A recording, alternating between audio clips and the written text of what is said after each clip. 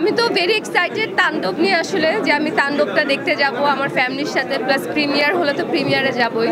So তাণ্ডব নিয়ে আমার ঈদে আসলে একটা প্ল্যান আছে, একটা দিন আমি আমার ফ্যামিলির সবাইকে নিয়ে তাণ্ডব দেখতে যাব, কারণ তাণ্ডব আসতেছে তাণ্ডব করার জন্যই। So I am very excited. আমি টিজারটা দেখেছি, আমার খুব ভালো লেগেছে। আর আমি আসলে রায়হান রাফির বিগ ফ্যান, তার প্রত্যেকটা কাজই আমার পছন্দ।